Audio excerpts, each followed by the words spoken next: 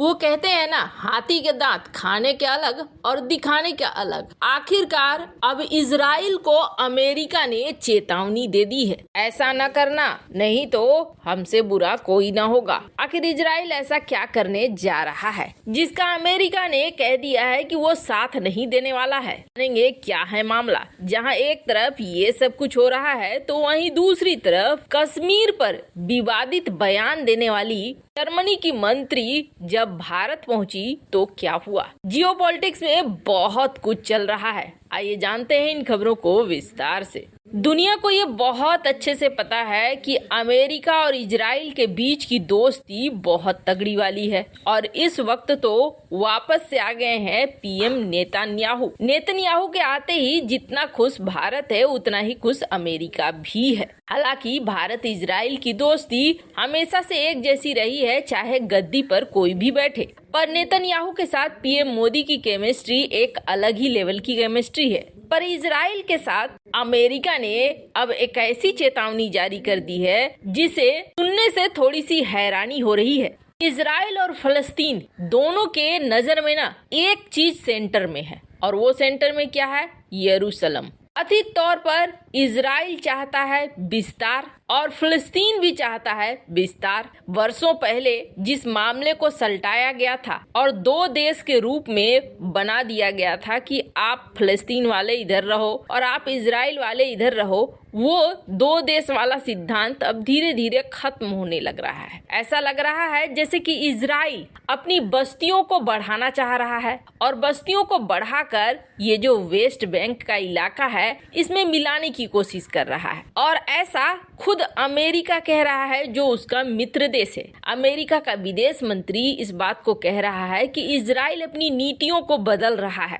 America किसी भी ऐसे काम का विरोध करेगा जो दो देश वाली जो समाधान थी उसको कमजोर करे। मतलब दो देश के तहत जो बांटा गया है उसको किसी भी तरीके से समस्या में नहीं डालना चाहिए। इजराइल अगर विस्तार करता है और वेस्ट बैंक को मिला लेता है, कई पवित्र स्थलों पर अगर ऐतिहासिक यथास्थिति में रुकावट करता है तो ये किसी की भलाई के लिए नहीं है। एक नेशनल कॉन्फ्रेंस को संबोधित कर रहे थे अमेरिका के विदेश मंत्री ब्लिंकन जब उन्होंने इस बात को कहा। वैसे आपको बता दें, यरूशलेम को वो मानते हैं इजराइल की राजधानी और उसकी मान्यता भी दे रहे हैं। दरअसल इन दिनों ना लगातार ये जो वेस्ट बैंक वाला इलाका है वहाँ पर हिंसा की खबरें आ रही है और नाटकीय रूप से बहुत ज्यादा ही आ रही है। इजराइल में इस वक्त नेतन्याहू के साथ साथ एक ऐसे शख्स सत्ता पे आ गए हैं जिसके बारे में कहा जाता है कि वो पक्के वाले यहूदी हैं और जिस तरीके से उनकी मान्यताएं हैं वो मान्यताओं से बाकी लोग डरे हुए हैं। कि अमेरिका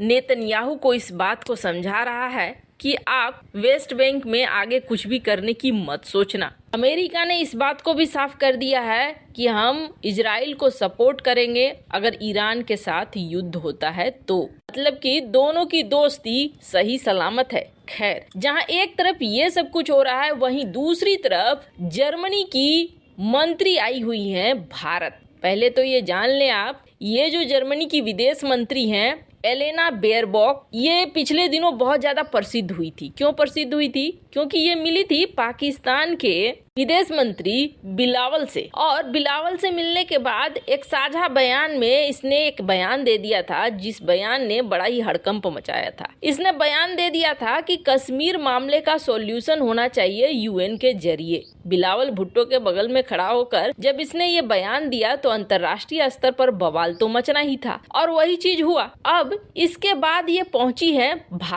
भारत में डॉक्टर एस जयशंकर से इनकी मुलाकात हुई। आपको बता दें इन्होंने बहुत अच्छे से भारत का भ्रमण किया है।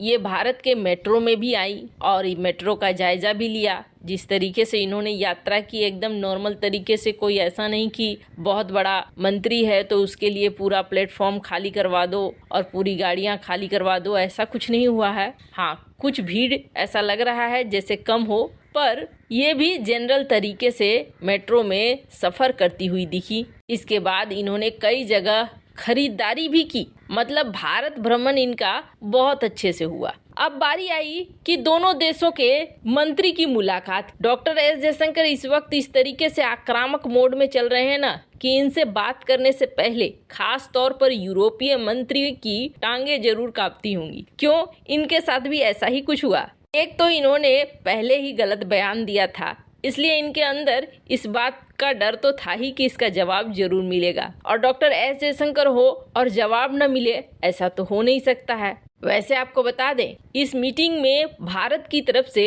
डॉक्टर एस जयशंकर ने कई बातों में खरी खरी सुना दी। सबसे पहली बात तो ये, जब सवाल आया रूस से तेल खरीदने के मुद्दे का, तो एस जयशंकर ने एकदम साफ लहजे में कहा कि भारत की ऊर्जा जरूरतें सिर्फ भारत ही तय करेगा। भारत को क्या चाहिए और क्या नहीं चाहिए, ये यूरोप या कोई विदेशी देश तय नहीं कर सकता है। विदेश मंत्री ने कहा कि यूरोप खुद कुछ करे और भारत से कुछ और करने के लिए कहे, ये कैसे संभव है। उन्होंने कहा कि यूरोपीय संघ फरवरी से नवंबर तक रूस से इतना तेल खरीद चुका है जितना 10 देश मिलकर भी तेल, गैस और कोयला नहीं निकाल पाए हैं। वैसे डॉक्टर एस जयशंकर इससे पहले भी कई बार यूरोप को आईना दिखा चुके हैं कि वो दूसरों को सिखाने से पहले अपने गिरेबान पर नजर डाले। भारत और यूरोप के खरीद की तुलना करते हुए डॉक्टर जयशंकर ने कहा कि यूरोपीय देशों ने तेल खरीदा भारत की तुलना में 5 से 6 गुना ज्यादा। ये तो हुई तेल की बात। अगर मैं गैस की बात करूंगा ना,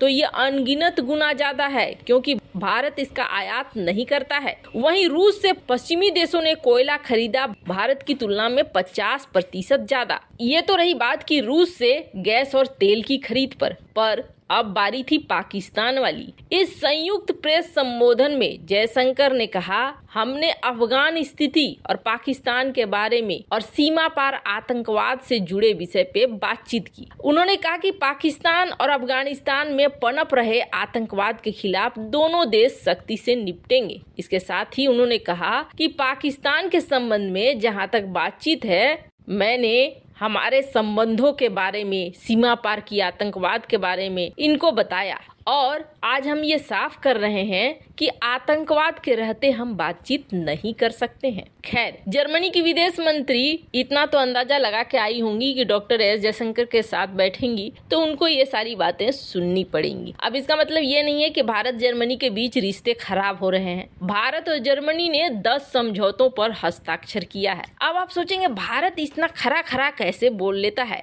तो आप ये कुछ ग्राफ्स देखिए जिसमें आपको समझ में आ जाएगा। पहला ग्राफ ये है कि एक तो माना जाता है कि दुनिया की स्टेबल इकोनॉमी में जर्मनी और भारत दोनों के बीच कितना बड़ा गैप है, बहुत ज्यादा। जर्मनी 1 नंबर पे है तो भारत 41वें नंबर पर है। पर वहीं दूसरा ग्राफ देखिए, आने वाले समय में जर्मनी को हटाकर, जापान को हटाकर भारत तीसरी अर्थव्यवस्था बनने वाला है। यही वजह है कि भारत का बोलबाला है। वैसे इन सब मामले में आपकी क्या राय है, कमेंट कर जरूर बताएं।